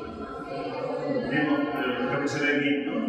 A la izquierda, Luis, Pedro, Ana, Juan y María. Y arriba, en las columnas, lo mismo, Luis, Pedro, Ana, Juan y María. Es una estructura de datos peculiar. Se trata de una matriz cuadrada en este caso, de actores por actores. Los que habéis realizado algún estudio estadístico, sabéis que las matrices suelen ser distintas. A la izquierda tenemos una fila de actores, de personas, de encuestados, y a la derecha tenemos variables en lugar de otras personas. Cuando hacemos análisis de redes, nuestras variables son las relaciones, son los ceros y unos que ilustran si hay contacto o no hay contacto, por ejemplo, entre ese espacio social que acabamos de definir. Luego, en análisis de redes nos puede servir cualquier técnica que genere como producto una matriz cuadrada, ¿no? Ya lo vamos a ver, de relaciones. Pero lo que tengo que generar es un espacio de relación. ¿Cómo puedo hacerlo? Bueno, pues la técnica dominante, la más utilizada, la más habitual, son las entrevistas. Entrevistas a través de generadores de nombres, tener redes completas, o bien entrevistas en el marco de encuestas de redes personales, donde lo que me interesa es tener una colección de redes personales. Son dos enfoques distintos. En la primera, con un generador de nombres, genero las relaciones en un conjunto de actores, y en la segunda genero muchas matrices, tantas como entrevistados, donde tengo propiedades estructurales de actores por actores que ese individuo conoce. ¿De acuerdo? ¿Qué puedo hacer además de entrevistas? Pues puedo hacer observación. Podemos generar una matriz de interacción observando en un recreo, en el tiempo entre clase y clase, en primaria, quién juega con quién en el colegio. La observación no cambia nada a la hora de tener un resultado similar. Vamos a generar una matriz basada en la observación. Lo que ocurre es que recabar datos de redes suele ser complejo y exhaustivo, es decir, la cantidad de tiempo necesario de manera exhaustiva, tener relaciones sobre el conjunto de actores muy grande. Y los tiempos de entrevista se multiplican cuando tienes que decir, pues, en este caso son 5 por 5, pero supongamos que estamos hablando de 45 por 45, o de 126 por 126, como hemos dicho en las evaluaciones. El tiempo de entrevista es tan amplio como el espacio social que yo he delimitado. La observación suele requerir de mucho tiempo para poder generar una cantidad de datos que se solidifique en términos de patrones de interacción. Pero es decir, si yo me voy un día a un recreo y veo interacciones, voy a tener poca materia de análisis. Y posiblemente voy a estar expuesto a la variabilidad de la interacción. Los chicos que salen al recreo el lunes y el martes son los mismos, y a la misma hora, o el día que yo estaba observando, algunos no habían venido porque estaban malos y eso está afectando a la estructura de la interacción, no tendré que observar de manera prolongada en el tiempo cierta frecuencia para capturar de una manera estable los patrones de interacciones en el recreo, por lo cual acumular observaciones realmente es un proceso muy gradual, pero una segunda alternativa. Tercero, recurrir a fuentes secundarias de datos.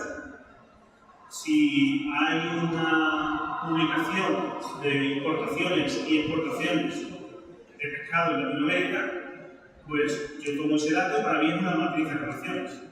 Un estadístico tradicional lo vería en términos de cuánto se vende en Perú. Y desde el análisis de redes diría a quién le vende Perú y a quién le compra. Y qué posición tiene la estructura de relaciones de intercambios comerciales en Latinoamérica. Entonces, adoptar el enfoque estructural, pero los datos son los mismos. Entonces, muchas veces, cada vez más, se está viendo cómo se utilizan fuentes de datos secundarias que tienen propiedades matriciales que son susceptibles de análisis. Y cuarto, bases de datos de carácter electrónico, que se han convertido en un boom en la investigación por dos ventajas fundamentales. La facilidad en la obtención de datos, cuando tienes algún generador en Internet, por ejemplo, un cloud que vaya con información, y el volumen de datos. De manera automatizada puedes generar un gran volumen de datos y luego ya pones a analizar. Te saltas todo el paso de preparación de datos que conlleva elaboración de matrices, resolver incidencias y luego empezar con los análisis. Por lo cual realmente es susceptible de análisis de redes y técnicas de redes para generar los datos, puedes utilizar todas las que se utilizan en las ciencias sociales de manera habitual. No tiene por qué basarte en diferencias. Y yo creo más el punto de vista estructural que hace que finalmente permite detectar que hay un patrón de relaciones en una base de datos determinada. Por ejemplo, nosotros hicimos un juego con las instituciones internacionales, los acuerdos internacionales que hay entre países de Latinoamérica. Tenemos el Mercosur, el APEPA, empezamos a enumerar y hay 16 o 17 unidades internacionales de interacción, a las que van distintos actores. Si ves el mundo en términos de redes, dice, aquí lo que tenemos es una matriz de actores por eventos, una serie de países que van a distintos encuentros internacionales. ¿Quién está con quién en cada encuentro internacional? Y a partir de ahí, ¿qué estructura se puede derivar de las relaciones políticas o internacionales en Latinoamérica? Eso genera un mayor procesamiento de los datos, porque la red de modo 2 la tienes que transformar en dos matrices posteriores. Si los países están relacionados por acuerdos internacionales compartidos, yo puedo analizar qué espacios institucionales comparten países o qué países comparten espacios institucionales y ver así la posición estructural que tienen en el espacio de relaciones internacionales. Por ejemplo, en ese ejercicio, que era un juego en Latinoamérica, encontramos cómo Venezuela y Colombia articulaban dos espacios diferenciados de relación en términos de esa institucionalidad de las relaciones internacionales. Y en torno a ello había agrupado una serie de países en cada caso. Pero el elemento de conflicto y mayor conflictividad diplomática potencial tenía que ver con aquellos que articulaban las relaciones en un ámbito y en otro.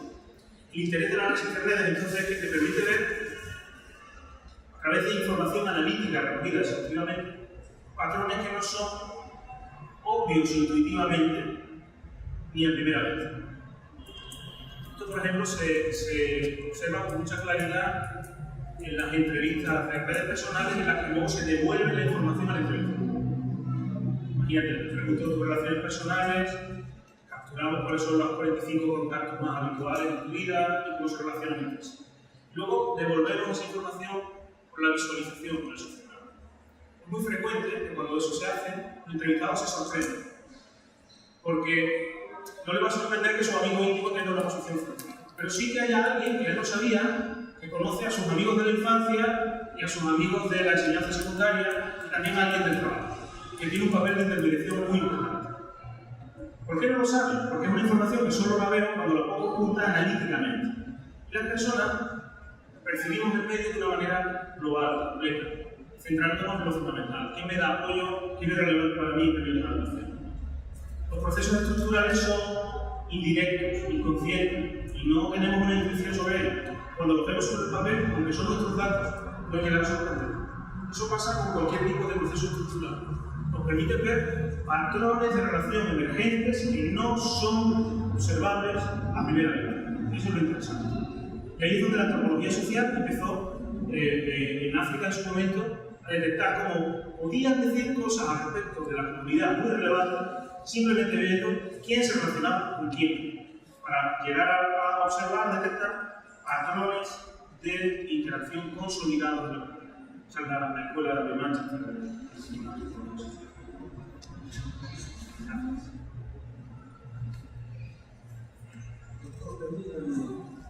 sé si usted nos puede explicar, nos puede adelantar cuál es el impacto en la sociedad, en la escala valorativa de todos los individuos, de sus conductas psicológicas.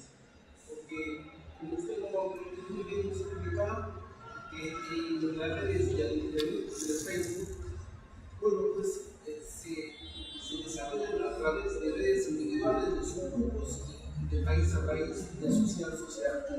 Básicamente, la interconexión, la comunicación, la conectividad, como usted lo explicaba previamente.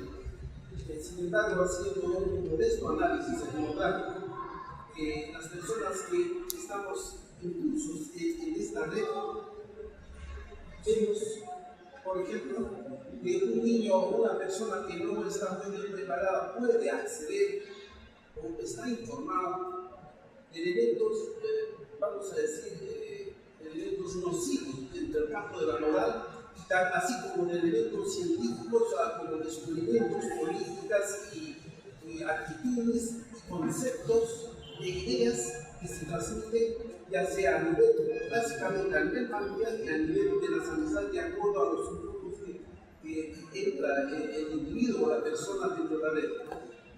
Entonces, al menos en Facebook vemos, todos sabemos de que nos enteramos de muchas cosas buenas, nos enteramos de cosas que el anonimato sale a flor de piel. También sabemos de que hay una especie de canibalización de informaciones en que hay insultos, hay cuestionamientos a políticos y a investigadores desde el punto de vista de la capacidad, así como de la alta intelectualidad. Todas estas expresiones de este funcionamiento de la red de comunicación, ¿de qué manera estaría afectando al esquema valorativo del hombre si ya se ha hecho estudios en este campo? Bueno, la pregunta, si no se oía a fondo, tenía que ver con el impacto de las redes sociales y en Internet en los jóvenes en particular, pero en la sociedad en su conjunto y en términos valorativos. Bueno, yo voy a dar una respuesta desde el análisis de redes y en la parte en la que yo me atrevo a hablar un poco, porque no he desarrollado investigación específica sobre ese ámbito, ¿no? Pero algunos datos que creo que pueden ser de interés en ese ámbito. Hay un trabajo que desarrolla Duncan Batts con otros investigadores, donde replican el fenómeno del mundo pequeño de Stanley Milgram, con la única peculiaridad de, en lugar de repartir cartas a los residentes en un estado, lo hacen a través de Internet, de forma que con un sistema de envío parecido al correo electrónico se acaban generando cadenas de conocidos grupos para llegar a la destino. Lo que observaron en ese caso es que el patrón del mundo pequeño se reproducía también, como no podía ser de otro modo, en Internet, lo cual nos está diciendo que no es un espacio social de efectos de interacción diferente a la interacción cara a cara, sino que sigue una lógica bastante parecida, aunque obtenían un número de pasos en torno a los 4, algo, en lugar de en torno a los 5, algo, 6 pasos originales de Milgram, lo cual llevaba a una implicación, o al menos ha dado lugar a un debate, de si una de las implicaciones de las redes sociales online o los social networking online es que se reduce el mundo pequeño, y el mundo si era pequeño ya no es aún más en términos de contacto directo. Yo creo que parte de eso puede haber, si hacemos la precisión que voy a hacer a continuación, del impacto de los lazos débiles en este espacio de Internet a lo que voy a aludir a continuación. Pero primero me gustaría recordar una investigación que se hacía en la década de los 90, se publicó en el American Psychologist, en un momento en el que mucha gente se estaba iniciando en el uso de Internet. En aquel momento se hacían algunos reportajes, sin medio en broma, que hablaba de, en España por ejemplo se les denominaba las ciberviudas. Eran las señoras que estaban en su casa mientras su marido estaba conectado a Internet todo el tiempo y ya se había olvidado de ella y prácticamente no tenían interacción. Lo que ese estudio venía a plantear, con un diseño longitudinal y muy riguroso hecho, era que a lo largo de un año y pico de observación, el uso de Internet se relacionaba con un impacto psicológico negativo, en términos de depresión y bienestar psicológico. Fue muy discutido, muy controvertido, porque se trataba de uno de los primeros estudios exigentes que hacían ese tipo de evaluación. Lo que luego ha demostrado la investigación es que el uso de Internet no se relaciona de manera directa con impactos psicológicos. En aquel momento estaban haciendo la investigación con una muestra de personas que se incorporaban al uso de Internet. De manera que incorporarse al uso de Internet exige un tipo de aprendizaje, desarrollo de unas capacidades y absorbe un tiempo que normalmente quitamos de otros espacios sociales. El tiempo es limitado, eso en relaciones no tenemos clarísimo. El tiempo que estás con una persona no estás con otra, o sea que estéis en un grupo, pero el tiempo que estás con un grupo no estás con otro. Y eso delimita, el espacio-tiempo delimita las dinámicas de relaciones. Pues en Internet pasa igual. Si tú dedicas un tiempo y un esfuerzo a saber cómo funciona un navegador y con el impulso inicial y la emoción empiezas a dedicarle mucho tiempo a Internet, eso puede estar detrayendo tiempo de sociabilidad de otro tipo que repercuta negativamente. Lo que ocurre es que eso solo se ha encontrado con personas que acaban de iniciarse en el uso de Internet. ¿Qué ocurre con quienes ya están incorporados? Pues que lo incorporan con una actividad más a su vida, que no necesariamente le trae tiempo de otras, y donde, curiosamente y cada vez más, Internet está asociado a dinámicas de sociabilidad. O sea, no es una alternativa, como uso Internet, estoy socializando. No, es que Internet puede ser una vía de socialización fundamental. Lo es hoy en día, no solo el Facebook, es decir, por la comunicación mediada por el móvil, la gente está conectada continuamente, o es un espacio de sociabilidad. De forma que actualmente nadie cuestiona que el impacto psicopatológico de Internet está delimitado, reducido, como ocurre con las relaciones cara a cara. Y no hay nada especial en las relaciones online, no hay nada virtual en las relaciones online que le haga tener un impacto negativo en el uso. A ese respecto, entonces, ¿qué peculiaridades tiene el mundo de Internet? Bueno, lo primero que se observa es que el mundo offline se reproduce online. De manera que las personas que son muy activas socialmente cara a cara también son muy activas socialmente online. Porque son activos, simplemente usan la vía de continuidad. Quien tiene tendencia a ser un líder carismático lo es en cualquier ámbito de socialización, sea en su ámbito familiar o sea en el trabajo. Y quien es más tímido como yo, pues es tímido en su familia y es tímido también en el ámbito del trabajo. Los espacios son muy parecidos. Segundo, las relaciones fuertes, las relaciones más importantes, suelen estar online, porque es un indicador de la fortaleza de la relación. Si yo tengo un amigo que es muy importante para mí, con él voy a tomar un café, con él salgo en bicicleta, y con él hablo por teléfono y lo tengo en mi Facebook. Me comunico por correo electrónico, ya depende de mi profesión. Luego, la multimodalidad de la relación es un indicador de la fortaleza del lazo.